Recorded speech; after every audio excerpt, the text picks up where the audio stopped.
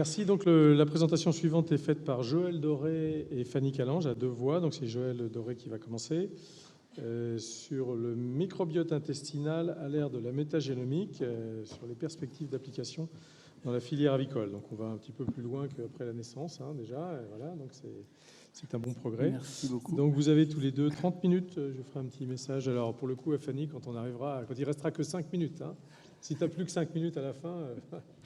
Et puis il y aura 15 minutes de discussion derrière. À toi, Joël. Je pense qu'on prendra la discussion ensemble à la fin. Hein. Oui, bien sûr. Merci beaucoup de cette opportunité. Merci de l'introduction. Et je vais me donner comme objectif de vous faire une présentation sur les développements qui ont été faits en métagénomique intestinale humaine, un domaine dans lequel l'INRA a été pionnier finalement. Et je vais centrer ma présentation sur la reconnaissance maintenant vraiment acquise de l'homme comme symbiose avec ces micro-organismes. Et finalement, ça va faire rappel à pas mal de choses qui viennent d'être évoquées à l'instant. Le nouveau-né humain découvre le monde microbien au moment de la naissance et développe son tube digestif et ses défenses naturelles en même temps qu'il va développer son microbiote. Et ça aboutit à une symbiose unique dans laquelle le microbiote, autant que les cellules et tissus de l'organisme, est reconnu comme faisant partie du soi par le système immunitaire. Donc on est vraiment dans un contexte de symbiose intime et l'équilibre de cette symbiose est essentiel à la fois au maintien de l'effet de barrière contre les bactéries de l'environnement et les pathogènes notamment, mais aussi contre la préservation contre les maladies immunes ou auto-immunes. Et malgré ça, on a changé énormément de choses dans une période récente, seulement 2 à 3 générations, qui vont avoir un impact sur le microbiote et sur la symbiose. Et je donne juste quelques exemples. L'alimentation. On a, après à peu près 100 000 générations ou un peu plus du genre Homo, durant lesquelles plus de 60% de l'énergie dérivait de fruits, de légumes, de racines, de matières végétales globalement. On est passé à moins de 10%. C'est 17 grammes par jour en moyenne dans la population française, alors que la recommandation nutritionnelle est de plus de 25. Et ça a un impact majeur sur le microbiote intestinal et la symbiose, dans le sens où, hormis le mucus qui est produit de façon endogène et qui est un polymère utilisé par les bactéries, le reste des apports de carbone et d'énergie sont essentiellement apportés par la composante fibre de l'aliment. Puis on a aussi changé beaucoup de choses qui entourent la naissance, en termes d'environnement périnatal, mais aussi de prise en charge clinique finalement.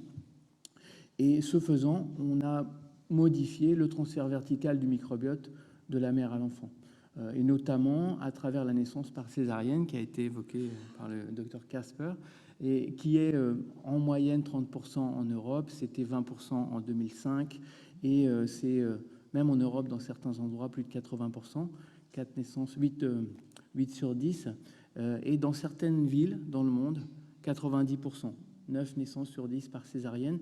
C'est un pas assez énorme par rapport à l'impact sur l'écologie intestinale.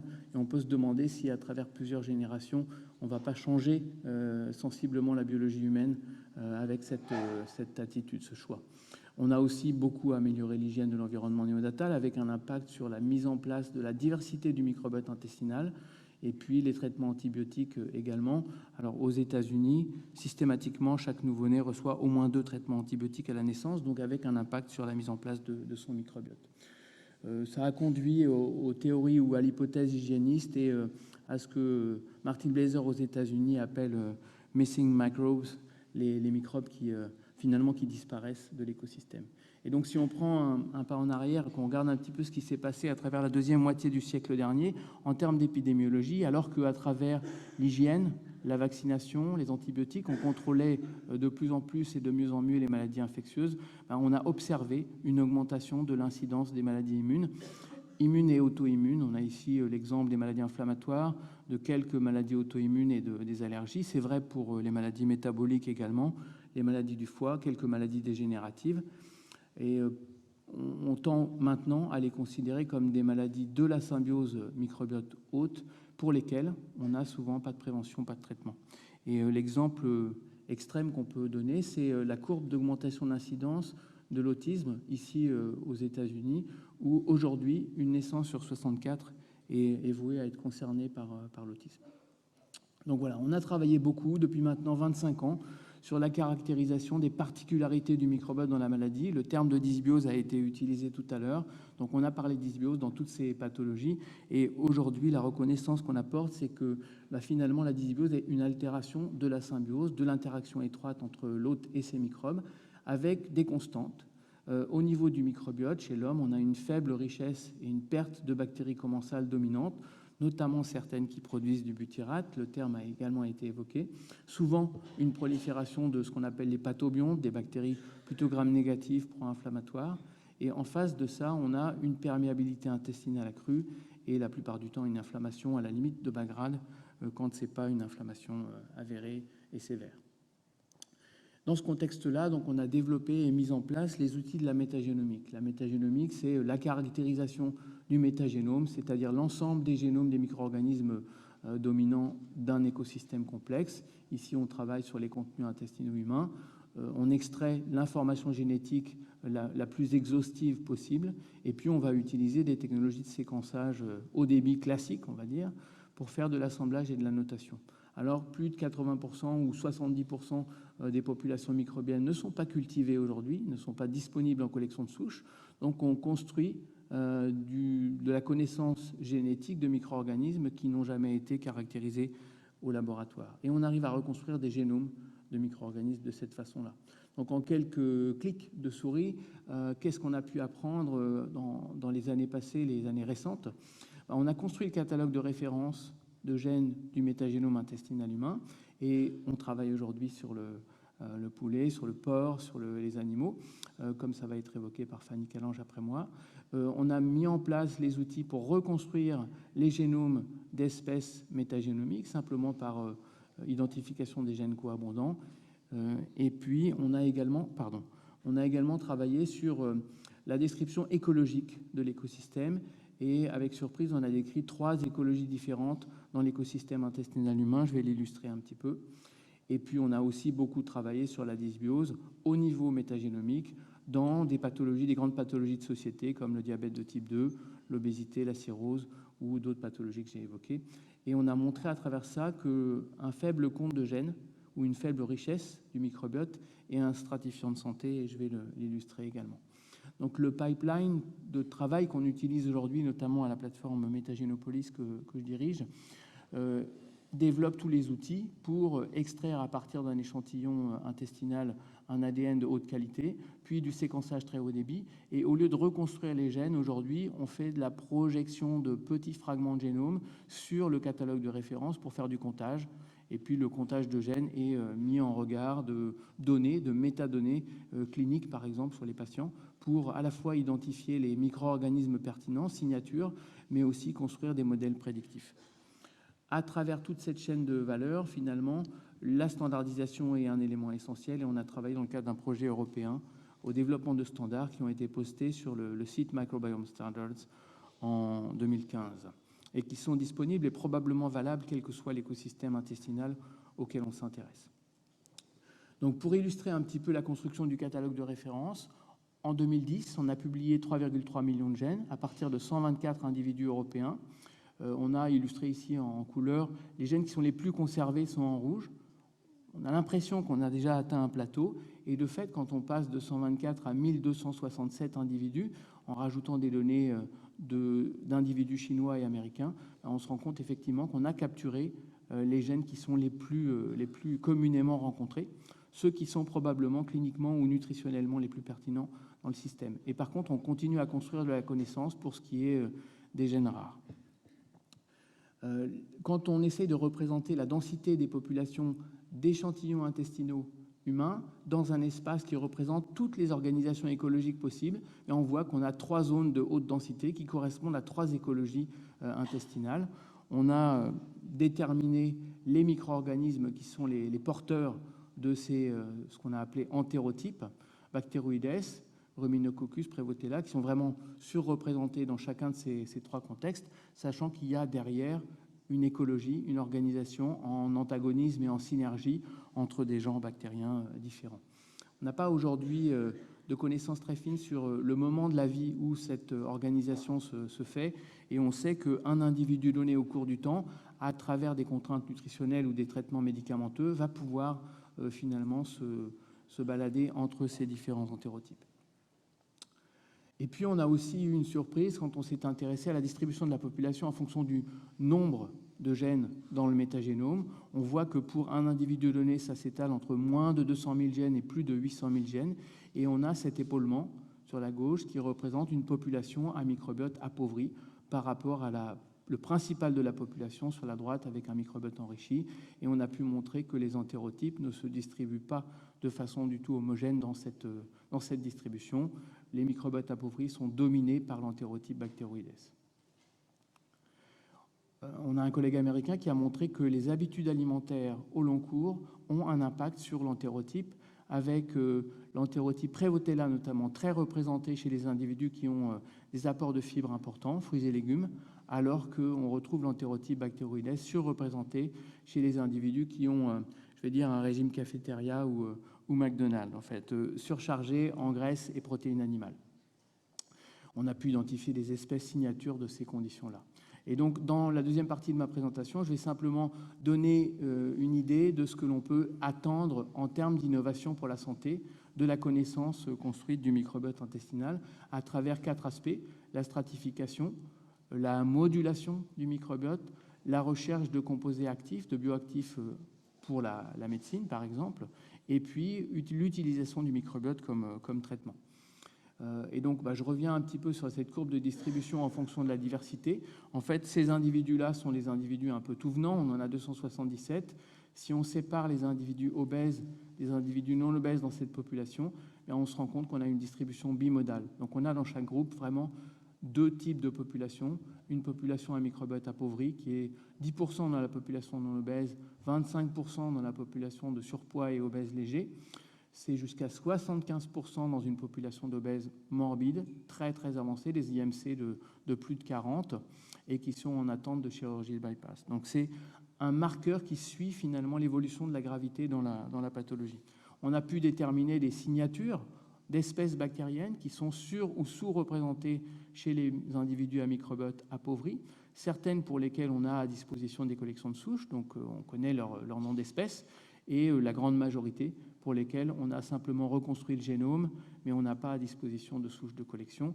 Et on a pu montrer que simplement sur la base de 4 espèces, on a un modèle diagnostique qui permet de déterminer l'appartenance à la catégorie microbiote appauvri ou enrichi en se trompant dans à peu près 2% des cas. Et là où ça prend un peu d'importance, c'est qu'on se rend compte que c'est un vrai stratifiant en termes de santé, dans la mesure où chez les individus obèses ou en surpoids, lorsque le microbiote est appauvri, on a un statut métabolique et inflammatoire qui est altéré. C'est là où on va retrouver finalement le plus de distribution de masse grasse, également de triglycérides ou de cholestérol sanguin, d'inflammation et d'insulinorésistance. Alors, on a pu travailler dans un contexte d'intervention nutritionnelle chez l'homme. C'est 50 individus qui sont soumis à une intervention avec restriction calorique pendant 6 semaines, puis une phase de stabilisation. Et on a nos 2 groupes d'individus, microbiote appauvri ou enrichi. Et ce que l'on a pu montrer, c'est que les individus à microbiote appauvri répondent moins bien au régime d'intervention peu calorique dans ce cas-là, en termes de poids, d'adiposité, d'insulinorésistance, ou ce qui est montré ici, c'est l'évolution de la protéine C-réactive, donc un marqueur d'inflammation intestinale qu'on corrige bien sur les barres noires qui sont les individus à microbiote enrichi, beaucoup moins bien sur les barres blanches qui sont les individus à microbiote appauvri. Donc avant même de faire l'intervention, on peut instruire le collègue clinicien sur la réponse ou la non-réponse des patients.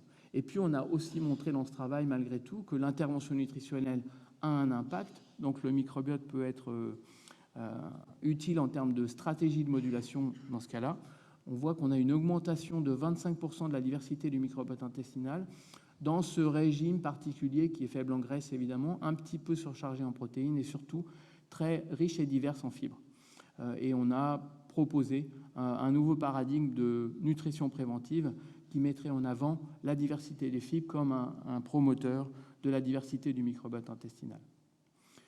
Le troisième volet, c'est le microbiome comme source de composés actifs. Donc là, on utilise des stratégies de sélection de bioactifs qui sont très connus pour les pathogènes, où on va exposer des cellules humaines avec un système rapporteur à des cultures ou des banques d'ADN, donc des banques génomiques, et puis identifier les clones bioactifs et identifier les gènes et les molécules. Et on a simplement surimposé à cette technologie l'aptitude à extraire de l'information génétique de très grande qualité à partir de contenus intestinaux humains, et puis de cloner, donc de construire des banques métagénomiques de très grands fragments. On clone ici des fragments de 40 kilobases, donc à peu près 40 à 50 gènes.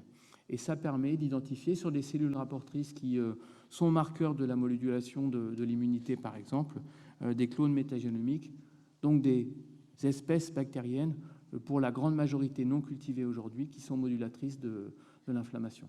Et donc on a déjà documenté, en termes de preuve de concept, pas mal cet aspect-là. L'exemple ici que je donne est un clone particulier qui vient d'un fonds génétique gram-positif, qui a été sélectionné pour son aptitude à stimuler la voie NF-κB et qui protège du tissu intestinal humain. Donc c'est des explants en fait d'intestin humain prélevés sur les pièces opératoires de la dégradation induite par les toxines de salmonelle. Donc en l'absence de salmonelle, on a un tissu qui est intact, quelle que soit l'exposition au milieu contrôle, à un Escherichia coli contrôle et à notre clone. Et en présence des toxines de salmonelle FB62, on a dégradation des tissus dans le milieu contrôle avec l'Escherichia coli contrôle. Et par contre, notre clone métagénomique qui porte un fragment de génome de bactéries intestinales protège complètement le tissu de la dégradation. Et puis enfin, on a le microbiome comme traitement en tant que tel.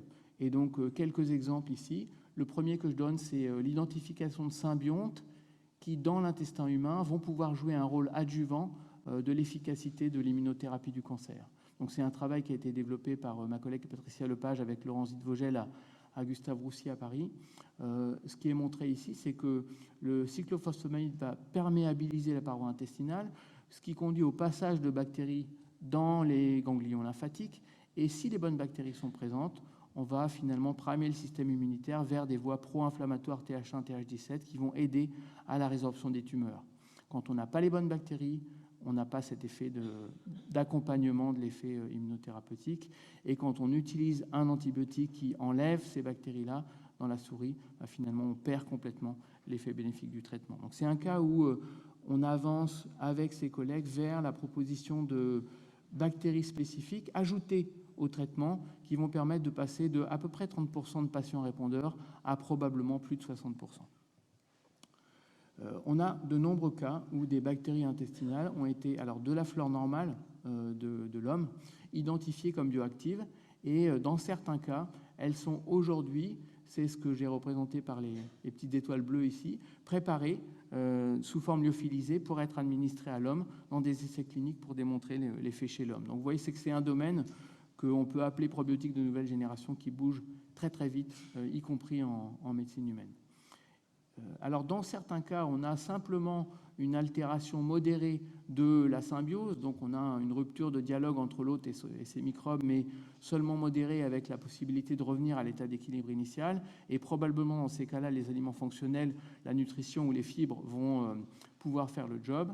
Et par contre, si on pousse au-delà de sa robustesse écologique, le système complexe d'interaction hôte-microbiote, on peut basculer dans des ruptures durables de symbiose. Et dans ce cas-là, finalement, on applique en clinique ce qu'on appelle la transplantation de microbiote fécal, ou la FMT. La FMT consiste à prendre le microbiote intestinal d'un sujet en bonne santé et à le transférer chez les patients pour reconstruire l'écologie et pour éliminer les éléments de cercle vicieux qui font qu'on a installé l'écosystème dans une rupture durable. Alors, un des principes qui est utilisé par une petite société française qui s'appelle MAD Pharma est la transplantation autologue, où quand on sait qu'on va, à travers la chirurgie, la radiothérapie, la chimiothérapie ou les antibiotiques, induire une dysbiose durable, on va prélever le contenu intestinal avant et le réadministrer à la même personne, donc le donneur et ici le receveur. Donc c'est ce qu'on appelle transplantation autologue. Donc quelques points clés de la présentation. Les microbiotes intestinaux humains ici partagent un noyau commun et cependant diffèrent par les gènes, par les espèces, par l'écologie globale, les entérotypes, et le compte de gènes qui est un stratifiant de santé et qu'on va retrouver diminué dans les grandes pathologies de société moderne dont l'incidence a augmenté depuis maintenant plus de 50 ans. La dysbiose doit être vue comme une altération de la symbiose entre l'hôte et son microbe. Comme le disait le professeur Casper, si le microbiote change, l'immunité va être altérée, et si l'immunité est altérée, le microbiote va être impacté par cette altération. Donc c'est vraiment bidirectionnel. La modulation du microbiote est une cible de préservation de la santé. Également, il faut imaginer des outils de monitoring et des retombées en termes d'innovation thérapeutique. Et la nutrition, les fibres, mais aussi des biothérapeutiques vivants sont des bioactifs stratégiques pour le maintien, la préservation ou la restauration de la symbiose entre l'hôte et ses microbes. Et je vais finir sur cette diapo qui simplement liste les collègues de la plateforme ou des plateformes de Métagénopolis qui développent les outils à l'INRA aujourd'hui. Merci de votre attention. Merci. Je propose donc que Fanny vienne et que tu restes pas loin pour répondre aux questions. Oui, bonjour. Donc, place à la volaille. Donc, Joël vient de vous montrer, de vous présenter les découvertes absolument passionnantes récentes sur le microbiote intestinal humain, permises notamment, accélérées par les approches de métagénomique et les applications thérapeutiques qui en découlent actuellement. Tout cela est absolument passionnant, c'est bel et bien, mais qu'en est-il de la volaille, me direz-vous? Alors, je vais essayer en quelques diapos de vous montrer comment on peut espérer appliquer les mêmes approches de métagénomique à la volaille pour augmenter nos connaissances du microbiote digestif des volailles et quelles applications pratiques, appliquées, on peut bien espérer en tirer. Alors, j'ai choisi de revenir aux définitions de base. J'espère que vous avez bien suivi jusqu'à présent et que vous avez compris ce qu'est un microbiote.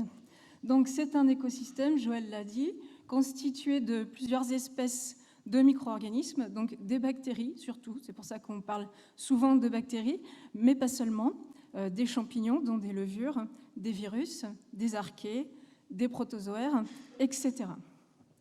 Donc, décrire un microbiote consiste d'abord à déterminer sa composition en micro-organismes, donc quelles espèces de bactéries, de champignons, etc., en quelle quantité et pour quelle diversité.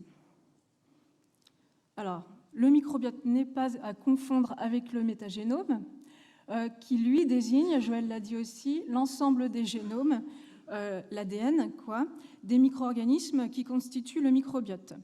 Et le métagénome est étudié pour décrire le microbiote dont il est issu. Cette description suppose bien sûr une extraction d'ADN, après évidemment une étape d'échantillonnage sur les animaux, une étape de séquençage et des analyses bioinformatiques plus ou moins approfondies. Je vais vous les montrer un petit peu après. Alors, il existe en fait de nombreux microbiotes sur le corps humain qui forment une symbiose avec leur hôte, et le microbiote intestinal est le plus important quantitativement et fonctionnellement, et c'est pour ça qu'on l'étudie. C'est pareil pour les animaux d'élevage, et en particulier et aussi pour les volailles qui nous intéressent aujourd'hui.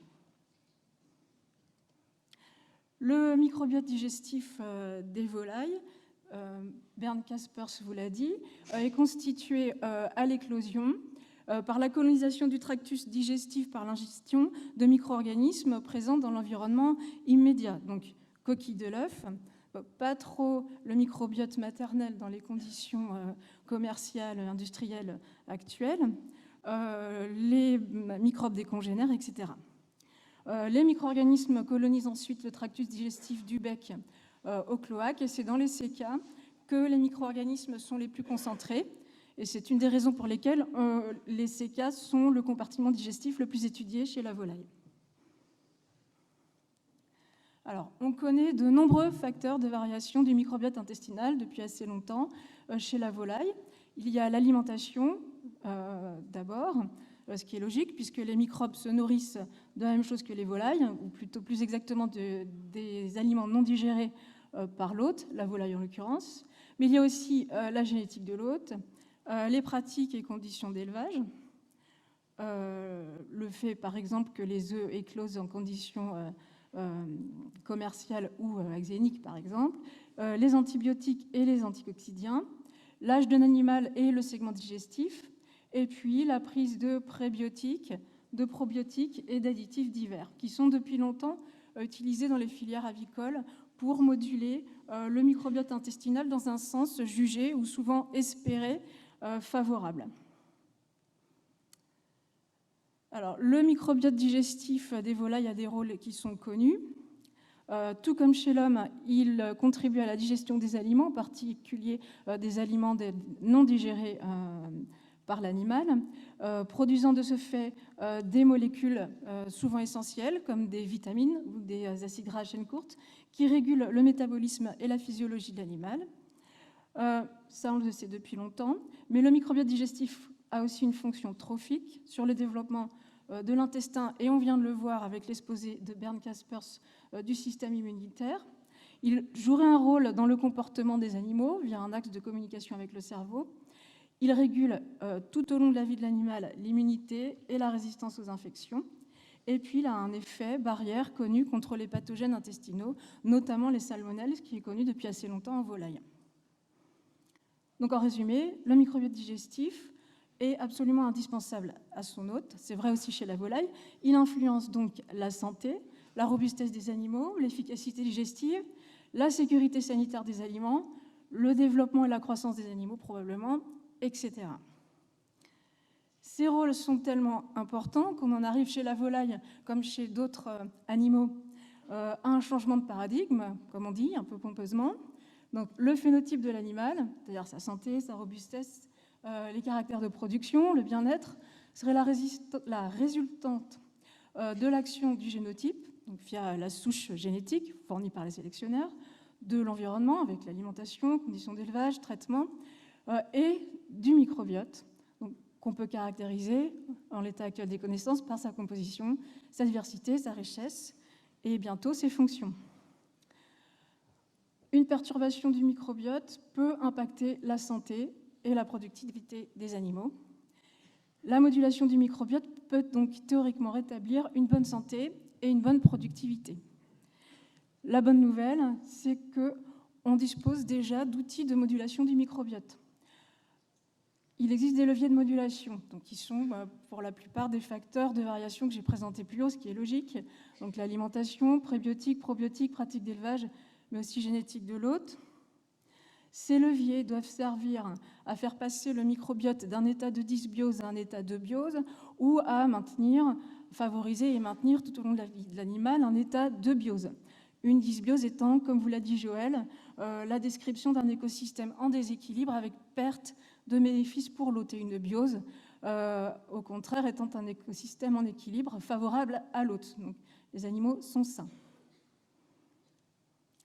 Pour que ces leviers de modulation soient efficaces, il faut absolument caractériser leurs effets sur le microbiote, ce qui n'est pas toujours vraiment le cas actuellement, et sur l'hôte, évidemment, pour qu'on soit sûr que les effets soient bénéfiques. Comment faire ça? Alors, les microbiologistes, avant le séquençage à haut débit, faisaient de la culture in vitro, ce qui est une méthode lourde, lente et très sélective, en ce sens que la plupart des bactéries du microbiote intestinal ne sont pas cultivables in vitro, ce sont des bactéries anaérobies. C'est pour ça qu'on présente souvent cette méthode par un iceberg, sachant qu'on ne cultive que les bactéries, donc la partie émergée de l'iceberg. Et puis la possibilité d'étudier l'ADN a permis peu à peu de s'affranchir de cette étape de culture in vitro, et s'est perfectionné au fil des ans jusqu'à une approche qui est maintenant la plus utilisée, donc chez la volaille comme ailleurs pour tous les microbiotes, qui est le séquençage ciblé du gène de l'ARN ribosomique 16S. Je m'explique. Alors, ce gène de l'ARN ribosomique 16S, que je vais appeler 16S, a la particularité d'être présent dans chaque génome bactérien. Là, on s'intéresse à la fraction bactérienne du métagénome, du microbiote, pardon.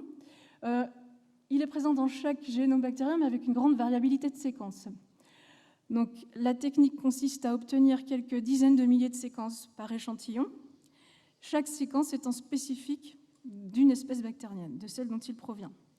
Donc, on obtient une liste de quelques dizaines à quelques centaines d'espèces bactériennes identifiées par échantillon, avec une taxonomie bien précise.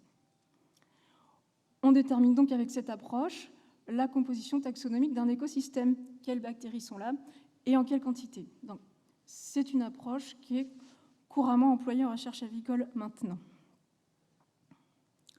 On peut aussi faire de la métagénomique comme l'a présenté Joël, sur l'homme, la souris ou maintenant le porc, pas encore chez la volaille, mais ça va changer bientôt. Dans ce cas-là, il s'agit de séquencer absolument tous les micro-organismes, enfin tout l'ADN. On obtient cette fois pour un échantillon, pas plusieurs milliers, mais plusieurs millions de séquences courtes par échantillon, donc de tous les génomes mélangés. Les séquences sont assemblées pour reconstituer les gènes. Donc on obtient, pour chaque échantillon, quelques dizaines à quelques centaines de milliers de gènes identifiés. Donc cette approche permet de déterminer la composition génique des échantillons du microbiote, donc les fonctions potentielles du microbiote. On change de dimension, on a beaucoup plus d'informations sur le microbiote que simplement sa composition taxonomique. C'est un outil qui est peu employé pour l'instant, parce que, vous l'avez sans doute compris avec la présentation de Joël, il faut un métagénome de référence, qu'il a appelé catalogue de référence. Catalogue parce que c'est une liste de gènes, en fait, de référence. Mais un tel métagénome est en cours de construction au cours du projet MetaChic, donc coordonné par l'INRA en collaboration avec l'ITAVI, le CISAF, le Génoscope et un consortium de partenaires privés, dont beaucoup sont présents dans cette salle. Donc, si je résume un petit peu les apports de la métagénomique, donc brièvement. Donc, au sein du supra-organisme constitué par l'hôte et son microbiote, le génome, le métagénome et leurs interactions influencent l'expression des caractères d'intérêt, de même que l'environnement et les leviers de modulation que j'ai présentés. On dispose d'outils assez sophistiqués, avancés pour accéder au génome. Pour accéder au métagénome, on peut faire actuellement une approche CESS, on peut éventuellement faire de la métabolomique ou de la métaprotéomique, mais pas encore de la métagénomique, ce qui est en train de changer avec la constitution d'un métagénome de référence au cours du projet MetaChic. Donc, la métagénomique, c'est avant tout un formidable outil de connaissance du microbiote, donc sur les fonctions du microbiote. C'est un accélérateur des recherches sur le microbiote. Alors, qu'est-ce qu'on peut bien espérer en faire pour la volaille? Là, on est dans une partie plus prospective. Alors, je vois 3 grands types d'applications. Alors, on peut d'abord imaginer développer des outils de diagnostic. C'est-à-dire que le microbiote d'animaux malades est très souvent différent du microbiote d'animaux sains. Ça, c'est prouvé. C'est démontré dans la littérature. Donc, on peut quand même espérer rechercher des biomarqueurs du microbiote qui seraient signatures de pathologie ou prédicteurs de dysfonctionnement du microbiote pouvant conduire à des pathologies. La métagénomique, là-dedans, peut nous apporter une meilleure connaissance de ce qu'est une dysbiose, de ce qu'est un microbiote sain, avec notamment un développement normal du système immunitaire, pour identifier de nouveaux marqueurs, diversité, richesse, espèces, gènes et fonctions.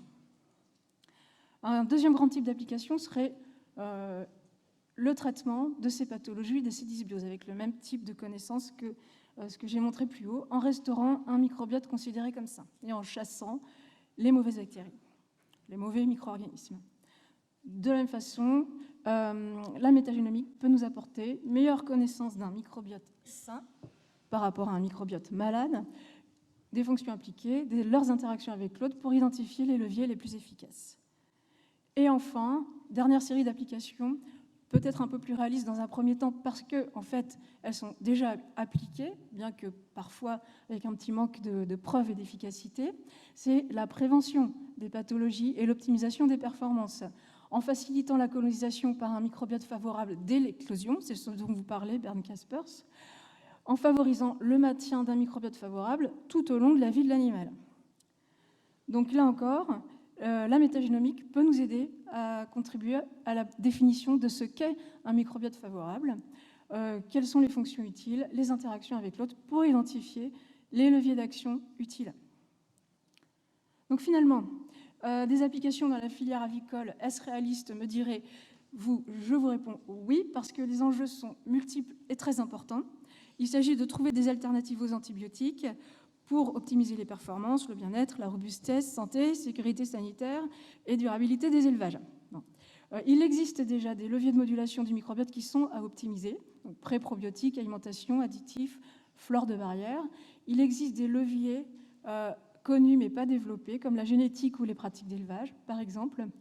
Et puis les recherches sur le microbiote sont très actives, avec des outils de métagénomique en plein développement.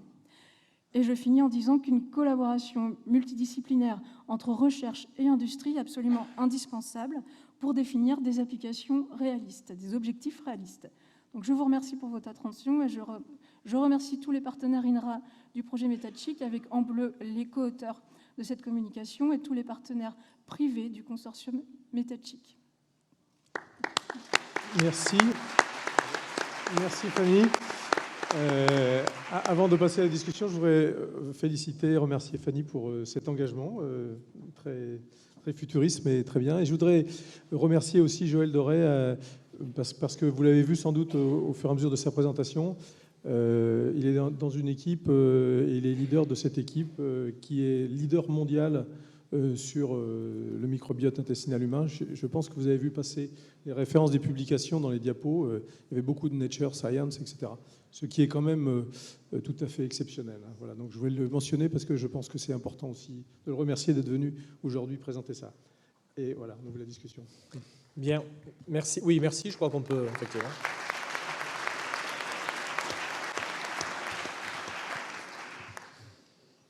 Alors avant de donner la parole à la salle, puisque j'ai un privilège, c'est celui de distribuer le micro pour poser des questions. Moi j'en ai une. Vous avez évoqué dans les pistes du possible, alors ça c'est l'éleveur qui... comment rétablir un microbiote sain, c'est-à-dire concrètement comment on s'y prend pour le mettre en œuvre sur le deuxième point, la deuxième piste que vous avez évoquée. Concrètement, comment ça peut se passer? Vous posez la question. Oui. Bon, ça fait partie des pistes à explorer. On connaît des leviers dont il faudrait étudier l'efficacité. L'alimentation, pré-probiotique tout au long de la vie de l'animal, ou prévention et mise en présence des animaux dès le début de leur vie avec des bactéries favorables ou une alimentation favorable. Voilà. Mais ça, c'est encore à explorer. Bon, avec la métagénomique. Donc je vais timorer mon impatience. D'accord. Des questions? Là-bas. Bonjour, merci pour votre présentation. Moi, je sais que sur le plan avicole, il y a encore des choses à faire, ce n'est pas encore fait. Donc ma question s'adresse plus sur ce qu'on a fait sur l'être humain. Vous savez autant que moi que le microbiote, c'est un organe qui est très dynamique. Comment on peut faire pour déterminer, c'est-à-dire pour choisir un marqueur? On sait que le facteur environnement impacte beaucoup. Est-ce qu'il y a eu déjà, c'est-à-dire des marqueurs qui ont été désignés et sur quelle base? Donc effectivement, il est dynamique au sens où il va répondre à des facteurs ou des leviers, comme les appelle Fanny, de l'extérieur. Mais cependant, pour un individu donné, il est remarquablement stable au fil du temps. Et donc on peut, en aveugle, reconnaître les échantillons qui viennent du même individu et qu'on reçoit de mois en mois ou d'année en année. Donc ça souligne vraiment qu'il y a une stabilité assez importante. Et donc grâce à ça, probablement, on a pu identifier dans les comparaisons entre des patients et des sujets sains des signatures qui sont conservées et associées de façon conservée à la pathologie. Et donc ça conduit pour nous à des brevets de signatures de maladies. Et en soi, la signature de maladie n'est pas la chose la plus importante. Là où ça prend beaucoup de pertinence, c'est quand on a une signature prédictive de la gravité, de la sévérité ou de l'aggravation d'un contexte de pathologie. Et on a effectivement des signatures de ce type-là dans les maladies du foie, par exemple, ou dans l'obésité diabète. Je ne suis pas sûr que je réponds complètement à votre question. En fait, ce que j'essaie d'illustrer par ma réponse, c'est qu'on a des éléments d'altération du microbiote qui, dans la maladie, sont conservés entre individus. C'est-à-dire qu'on a effectivement, de façon récurrente, les mêmes espèces qui vont être signatures de la maladie de Crohn, du diabète de type 2, de l'autisme. Oui, une autre question? Ce n'est pas tout à fait une question, c'est plutôt une réflexion. Je ne sais pas s'il y a beaucoup de médecins dans la salle. Moi, je suis métabolicien. Et les gynécologues avec qui je travaille ont un problème puisque plus de 30%, voire 40% des accouchements se font en fait par césarienne, c'est-à-dire que ça se fait à l'abri de la, entre guillemets, contamination de l'enfant au moment de la naissance. Alors il y a une technique qui est actuellement utilisée, c'est qu'au moment de l'anesthésie, on met un champ opératoire dans le vagin de la femme qui va être accouchée par césarienne. Et au moment où l'enfant est sorti, on l'enveloppe dans ce linge et on lui fait sucer ce champ opératoire de façon à reconstituer dans la mesure du possible la contamination bactérienne de la femme.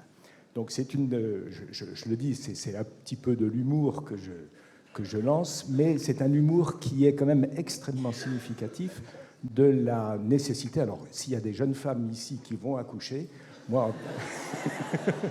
La consultation est en dehors de la session. Je leur dis, en tant que praticien, je leur dis, accoucher par voie basse, c'est quand même sacrément mieux.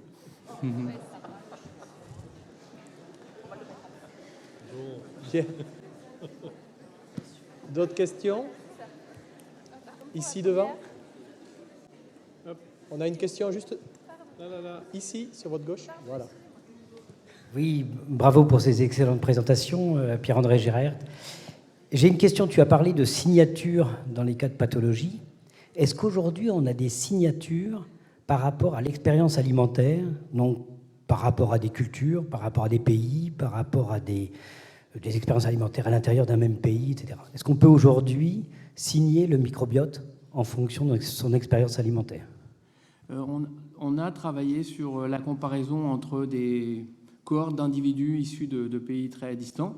Dans les populations occidentalisées, on n'a aucune différence, aucune signature récurrente.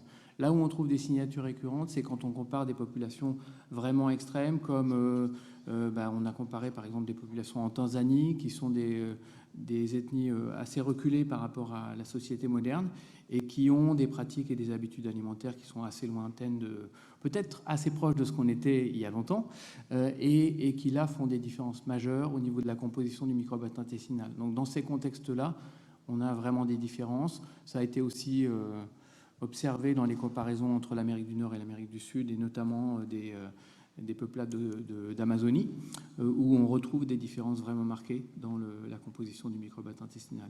Mais sinon, quelles que soient les populations auxquelles on s'est adressé, en Europe, en Amérique du Nord, en Asie, en Chine, au Japon, on n'a pas de différence qui soit conservée au point où finalement c'est robuste et on a des signatures.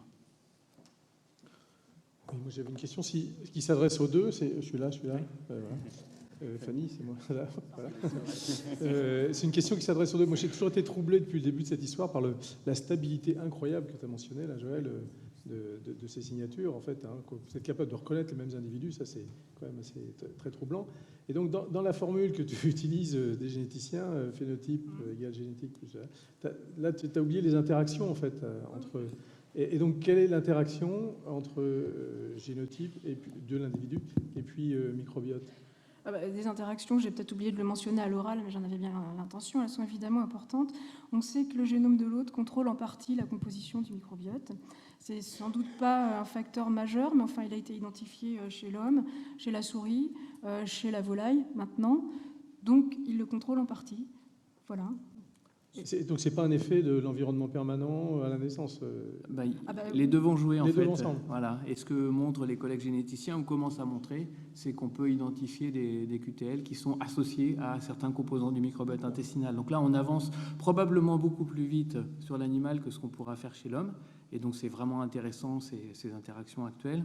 Et ce qu'on a montré chez l'homme, c'est simplement que quand on s'intéresse à des jumeaux, finalement, on a des similarités beaucoup plus fortes, et d'autant plus fortes qu'on a affaire à des vrais jumeaux, quel que soit leur âge. C'est-à-dire qu'on retrouve des similarités très fortes chez les vrais jumeaux à 45, 50 ans, des gens qui vivent plus du tout ensemble et qui ont eu, bien sûr, le même génome toute leur vie, mais probablement la même écologie à la naissance, donc on peut difficilement dissocier les deux. Bien sûr. Merci. On parle, de signature prédictive de dysbiose, mais est-ce qu'on peut parler de signature de biose quelque part? Est-ce qu'on aurait ce type de signature, ou est-ce que c'est très, très individu dépendant? Ouais, et en fonction de l'âge, je me posais la question aussi. Ça reste un défi. Alors pour ce qui est de l'âge, on sait que les choses évoluent énormément dans les périodes précoces de la vie. Probablement aussi quand il y a des changements hormonaux, il y a des impacts qui ont été mal documentés pour l'instant, mais qui sont vraiment là.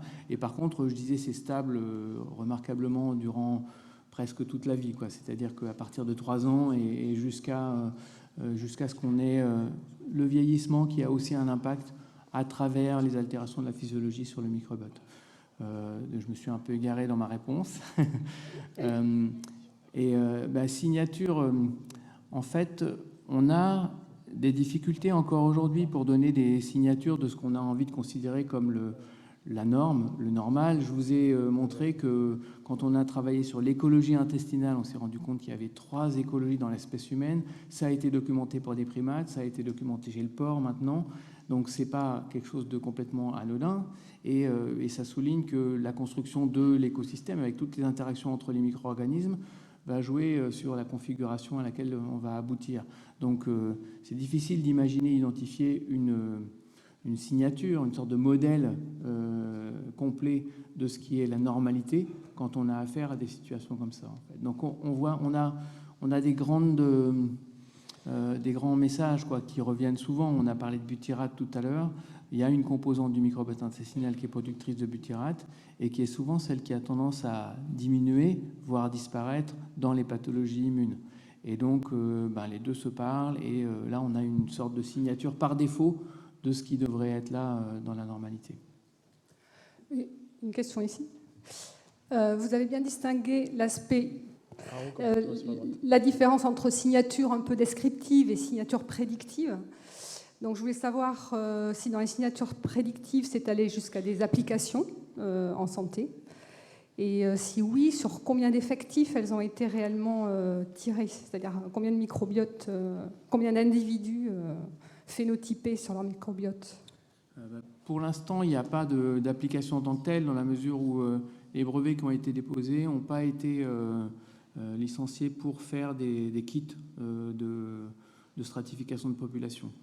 Celui qui serait certainement le plus immédiat, c'est le kit qui nous renseigne sur la richesse en gènes. En fait, c'est un des paramètres que j'ai illustré beaucoup et qu'on retrouve de façon récurrente et qui pourrait être, comme je l'ai illustré, prédictif de la non-réponse à un traitement nutritionnel. On va aussi beaucoup travailler sur l'exemple que j'ai donné dans le cancer, où l'absence de certains micro-organismes est prédicteur de la non-réponse à un traitement qui coûte 190 000 € par an et qui finalement marche chez 30% des patients. Donc, c'est des domaines qui certainement vont être très moteurs dans l'avancée vers l'utilisation des outils de monitoring et de stratification. Y a-t-il d'autres questions? Bien. Écoutez, il ne reste plus qu'à vous remercier à nouveau pour